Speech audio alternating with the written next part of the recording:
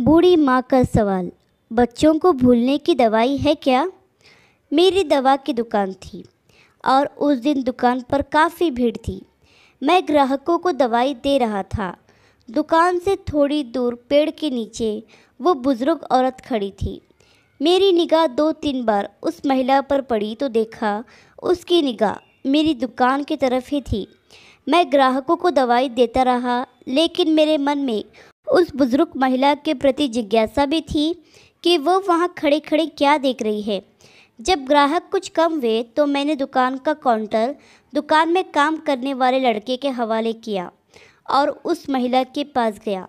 मैंने पूछा, क्या हुआ माताजी, कुछ चाहिए आपको? मैं काफ़ी देर से आपको यहाँ खड़े देख रहा हूँ।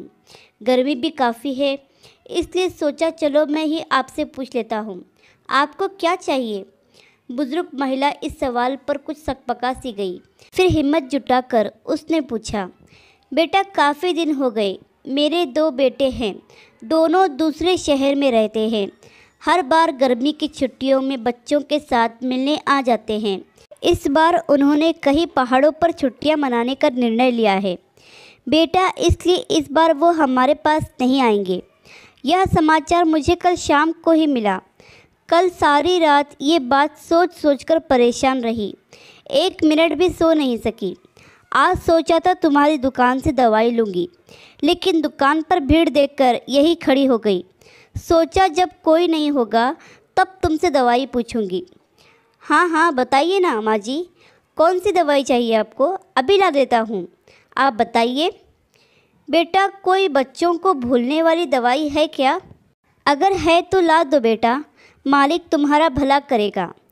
इससे आगे के शब्द सुनने की मेरी हिम्मत ही न थी। मेरे कान सुन्न हो चुके थे।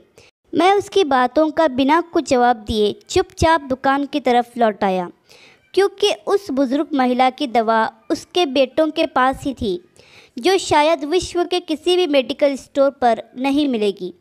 अब मैं काउंटर के पीछे खड़ा था। मन में विचारों की आंधी चल रही थी, लेकिन मैं उस पेड़ के नीचे खड़ी उस माँ से नज़रें भी नहीं मिला पा रहा था। मेरी भरी दुकान भी उस महिला के लिए खाली थी। मैं कितना असहाय था, या तो ये मैं जानता था या मेरा भगवान। अब जब भी अपने शहर में ये सुनता हूँ कि इस बार गर्मी की छुट्टियों में हम गांव न जाकर कहीं और घूमने जा रहे हैं, तो वो पेड़ के नीचे उन माताजी की वेदना अंदर तक झंझोड़ देती है। यह कहानी जो संसार में माँ के प्रेम की वेदना का एहसास करा रही है। आशा करती हूँ कि कहानी आपको पसंद आई होगी। कहानी पसंद आई हो तो लाइक, सब्सक्राइब और शेयर करें, और इस कहानी पर आपकी क्या राय है हमें कमेंट करके ज़रूर बताएं।